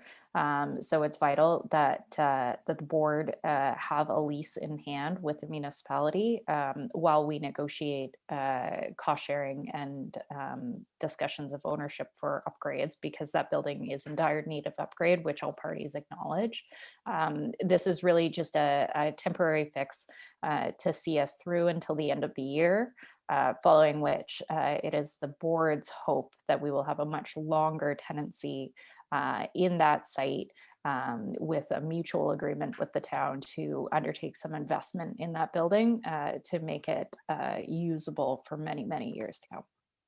Great, thank you. Any further comments? May this third reading, please. Moved by myself and seconded by Councillor McGuire that a bylaw to authorize an extension to the lease agreement with the Rideau Environmental Action League respecting 85 William Street West be now read a third time and finally passed, signed, sealed, and numbered 10219-2021. Thank you. Moved by Councillor Allen, second by Councillor McGuire. The bylaw to authorize an extension to the lease agreement with the Rideau Environmental Action League respecting 85 William Street West be now read a third time and finally passed, signed, sealed, and numbered 10219-2021. All in favor? Carried. Councillor Alford, you're up next. Thank you, Your Worship. Moved by myself, seconded by Councillor Brennan, that a bylaw to lift part lot control respecting the lands described as Block 13 of Registered Plan 27M-83 be received and read a first time and taken as read a second time. Thank you. Moved by Councillor Alford, second by Councillor Brennan, that bylaw to lift part lot control respecting the lands described as Block 13 of Registered Plan 27M-83 be received and read a first time and taken as read a second time. All in favor? Carried. Discussion, Councillor Alford?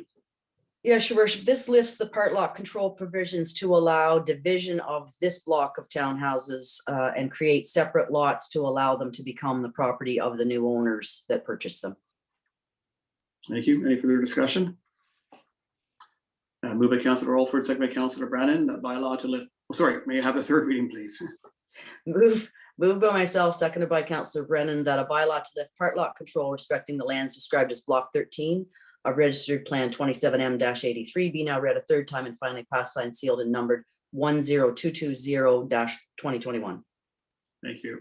Moved by Councillor Alford, second by Councillor Brennan, the bylaw to lift part lot control respecting the lands described as Block 13 of Registered Plan 27M-83 be now read a third time and finally passed, signed, sealed, and numbered 10220-2021. All in favor? It's carried. And Councillor Brown, you have item 7.3. I do. Moved by myself, second by Councillor Alford, that a bylaw to authorize execution of site plan control agreements with Lindsay Blair respecting 8 and 10 Phillip Street be received and read a first time and taken as read a second time. Thank you. Moved by Councillor Brennan, second by Councillor Alford, that the bylaw to authorize execution of site plan control agreements with Lindsay Blair respecting 8 and 10 Phillip Street be received and read first time and taken as read a second time. All in favor? Carried. Discussion, Councillor Brennan? This came up at our last committee of the whole, I believe, and this was at planning committee, of course. And originally this was going to be a one building, 12 unit apartment building. After consulting with the planning committee and the community, the developers, and thanks to our senior planner, Carl and Mary, for consulting, it's going to be a two buildings with 6 units each. And so just another infill and more housing for Smith Falls. So it's great news. Great, thank you. Any further comments? May I have a third reading, please? Okay, moved by myself, second by Councillor Alford, that a bylaw to authorize execution of site plan control agreements with Lindsay Blair respecting 8 and 10 Phillip Street be now read a third time and finally passed, signed, sealed, and numbered 10221-2021. Thank you. Moved by Councillor Brennan, second by Councillor Alford, that the bylaw to authorize execution of a site plan control agreement with Lindsay Blair respecting 8 and 10 Phillip Street be now read a third time and finally passed, signed, sealed, and numbered 10221-2021. All in favor? Carried. And Councillor Dwyer, you have item 7.4. Thank you. Moved by myself and seconded by Councillor McGuire that a bylaw, that bylaw to adopt site plan control bylaw for the town of Smith Falls be received and read a first time and taken and read a second time. Thank you. That's a lot of bylaws. That is a lot of bylaws. By Councillor Dwyer, second by Councillor McGuire, the bylaw to adopt a site plan control bylaw for the town of Smith Falls be received and read a first time and taken as read a second time. All in favor? Carried. Discussion, Councillor Dwyer? Well, I feel like that was our Ron Burgundy moment where we just read whatever is put on the teleprompter. So I apologize for that. I'm pretty sure that this bylaw to the bylaw that we are passing about a bylaw is the general powers bylaw that allows the municipality to execute site plan control, similarly to we just did on Phillip Street. So while the Planning Act and the official plan provide the authority to municipalities to execute site plan control, we do have to have an enabling bylaw specific to allow us to do it. Carl has undertaken a rewrite of our original bylaw. And I believe, actually, you know what, I'm going to pause. Nadine, are we repealing the old one and replacing it with this one? Yes, you're saying yes. Yes, in the base of the bylaw, it will repeal the previous bylaw. So it'll be in the base in the bylaw. Okay, thank you. So this is a repeal and a replacement. We're getting a whole new bylaw. And I'm going to try not to butcher the second reading of this. Okay. May a third reading, please. Yep.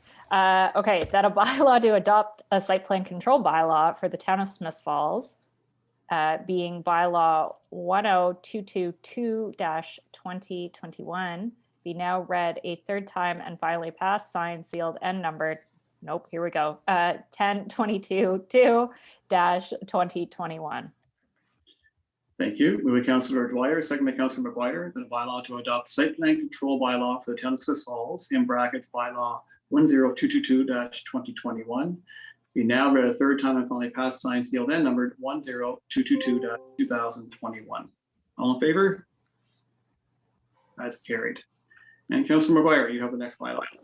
Thank you, Your Worship. Moved by myself and seconded by Councillor Dwyer that a bylaw to authorize an exception to bylaw 8583-2013, being a bylaw to regulate outdoor patios, be read a first time and taken as read a second time. Thank you. Moved by Councillor McGuire, second by Councillor Dwyer, the bylaw to authorize an exception to bylaw 8583-2013, being a bylaw to regulate outdoor patios, be received and read first time and taken as read a second time. All in favor? That's carried. Discussion, Councillor McGuire? Yeah, this is part of a two-part one tonight where Councillor Alfred's going to line up the policy in 8.2 under motions. We've got to exempt the old rules first before we can put in the new policies. So that is what this is for. Great, thank you. Any further discussion? May I have a third reading, please? Moved by myself and seconded by Councillor Dwyer that a bylaw to authorize an exception to bylaw 8583-2013, being a bylaw to regulate outdoor patios, be now read a third time and finally passed, signed, sealed, and numbered 10223-2021. Thank you. Moved by Councillor McGuire, second by Councillor Dwyer. The bylaw to authorize an exception to bylaw 8583-2013, be a bylaw to regulate outdoor patios, be now read a third time and finally passed, signed, sealed, and numbered 10223-2021. All in favor? That's carried. That's it for our bylaws. Councillor McKenna has the first resolution. Thank you, Your Worship. Moved by myself and seconded by Councillor Alfred that Council of the Corporation of the Town of Smiths Falls awards Schedule E of contract PW-C-09-2021-21-EO for the microsurfacing of Queen Street from Hershey Drive to the town limits to Miller Paving Limited, and the council authorized the mayor and clerk to execute the final contract agreement with Miller Paving for the low bid price of $69,616.40, HST not included, and further that the estimated budget shortfall of $7,926 be funded from capital reserves. Thank you. Discussion, Councillor McKenna? Yes, the good news to the people of Smiths Falls and Lanark County is Lanark County and the town of Smiths Falls collaborate, as do all the other municipalities. When anyone is doing work in or near our town or abuts up to our town, they let us know, and the county is going to be repaving from the town limit of Smiths Falls east on 43 out to the Rosedale Road. And we took that opportunity as there was a need from the town limit, or from Hershey Drive at least to the town limit, to upgrade our section of 43. We've piggybacked those together, and we think have arrived at a very economical way of moving forward in partnership with the county. Great, thank you. Any further comments? Moved by Councillor McKenna, second by Councillor Alford, the Council of the Corporation of Town of Smith Falls awards Schedule E of contract PW-C-09-2021-21-E for the microservicing of Queen Street in brackets Hershey Drive to town limits to Miller Paving Ltd. And the council authorized the mayor and clerk to execute the final contract agreement with Miller Paving Ltd. for the low bid price of $69,616.40 in brackets HST not included. And further, that the estimated budget shortfall of $7,926 be funded from capital reserves. All in favor? That's carried. Councillor Alford, you have items 8.2. Got the long one tonight. Good Moved by news. myself, seconded by Councillor McKenna. Whereas the Council of the Corporation of the Town of Smith Falls passed Resolution 2020-06-149, authorizing relief to facilitate patios for the duration of 2020 due to the COVID-19 pandemic.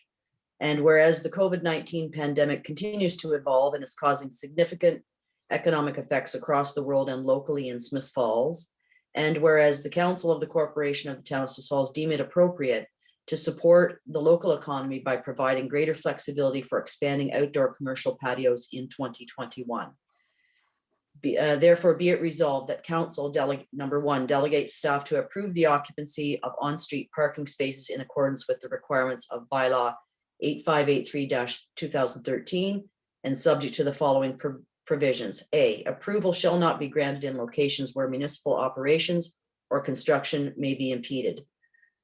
B, a 0.5 meter clear zone is provided between the edge of patio bracket fence and the traveled lane. C, 1.2 meter high reflective posts are provided at the corners facing traffic. D, where a sidewalk patio is proposed that does not leave sufficient clear passage on the sidewalk, the minimum clear passage prescribed in section 1.4 of bylaw 8583-2013 shall be provided at the expense of the applicant through a deck or other temporary installation to occupy a abutting parking space or spaces, and which shall be installed at the same grade as the sidewalk, maintained clear of obstruction and be fully accessible.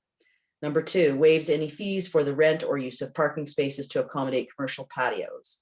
Number three, delegates to staff the authority to grant variances to section 4 of bylaw 8583-2013, subject to any internal and external consultations and permissions as may be required, and authorizing staff to include any conditions to such approval as may be warranted.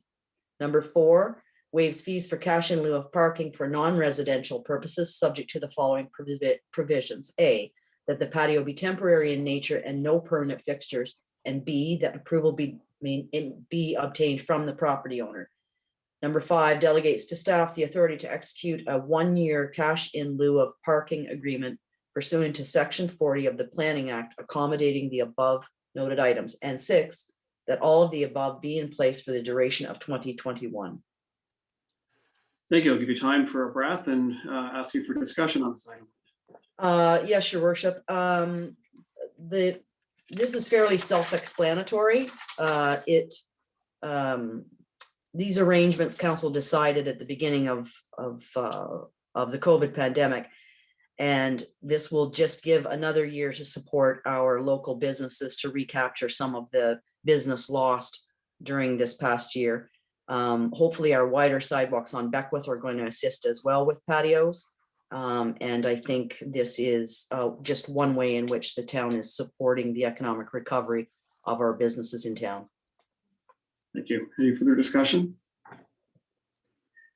Moved by Councillor Alford, second by Councillor McKenna.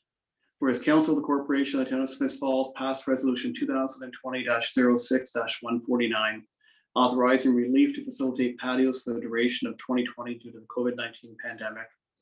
And whereas the COVID-19 pandemic continues to evolve and is causing significant economic effects across the world and locally in Smith Falls.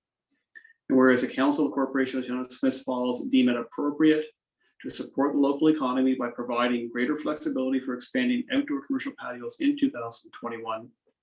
Therefore, be resolved that Council, number one, delegates staff to approve the occupancy of on-street parking spaces in accordance with the requirements of bylaw 8583-2013 and subject to the following provisions.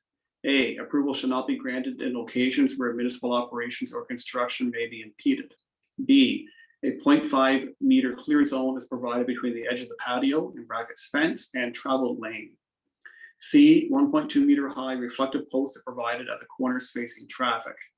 D, where a sidewalk patio is proposed that does not leave sufficient clear passage on the sidewalk, the minimum clear passage prescribed in section 4.1 of bylaw 8583-2013 shall be provided at the expense of the applicant through a deck or other temporary installation to occupy abutting parking spaces, and which shall be installed at the same grade as the sidewalk, maintain clear of obstruction, and be fully accessible.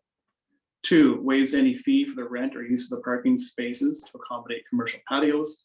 3, delegates to staff the authority to grant variances to section 4 of bylaw 8583-2013, subject to any internal and external consultations and permissions as may be required, and authorizing staff to include any conditions to such approval as may be warranted. 4, waives fees for cash in lieu of parking for non-residential purposes, subject to the following provisions. A, that the patio is temporary in nature with no permanent fixtures, and B, that approval is obtained from the property owner. Delegates to staff the authority to execute a 1-year cash in lieu of parking agreement pursuant to section 40 of the Planning Act, accommodating the above noted items. And 6, and all the above be in place for the duration of 2021. All in favor? That's carried. Item 8.3, our final items of Councillor Maguire. Thank you, Your Worship. Moved by myself and seconded by Councillor Dwyer, the Council of the Corporation of the Town of Smith Falls award RFP 21-ED-01 to Urban Metrics in the amount of $20,275.68. Discussion, Councillor Maguire? Yeah, so this was put together for us by our Manager of Economic Development and Tourism, Jennifer Miller. They're going to take a look at what our needs are in town, and it's going to help us better focus our resources in economic development, and it's also going to help inform our planning processes going forward for Lombard Street. So going to have a lot of important information in it that we can hopefully get sooner than later. Thank you. Any further discussion? Moved by Councillor Maguire, seconded by Councillor Dwyer. The Council of the Corporation of the Town of Smith Falls award RFP 21-ED-01 to Urban Metrics in the amount of $20,275.68. All in favor? That's carried. That ends the formal part of our meeting. Inquiries and announcements. Councillor Alford. Just one extremely important one, Mayor Panko, Council, that I'm informed by some relatives who have reached out to me that Canada has formally recognized March as Irish Heritage Month. The motion passed on March 10th with unanimous consent in the House of Commons. I think a lot of people here are happy to hear that. Thank you. And trivia question, I have it tonight. The primary question is, what major event happened in Smith Falls in 1902 that forever shaped the future of our community? I'll give a couple of hints. It was the end result of decades of dispute that started in the late 1870s over a local high school and a bridge over the Rideau River. It followed through on a threat from Smith Falls Council that was made in 1896. And then something major happened in 1901 that led to this major event in 1902. Have I stumped council? I'll give another hint. What was the question again? What major event happened in 1902? Oh, okay. We started our high school. No. Was it the rail line coming through? No. Has to do with a intermunicipal relationship. Oh. County. Yep. Oh. Yeah, pardon? we left. Yeah. We left the county. Yeah. We left the county. Over the placement of the long-term care home. Yeah, so Perth, which had been a separated town for approximately 30 years, had been lured to rejoin the county by being selected as a site for the new county house for the aged, the poor, and the needy, which I guess ultimately became Leonard Lodge. And the backlash and resentment in Smith Falls led to the formation of a citizens committee who eventually influenced council to say, we're out. They separated in 1902. So people who are always wondering why we are separated down, that is why. Because we got ticked off and we have an independent streak. Yes. Okay, motion for adjournment. I think it's with Councillor McKenna.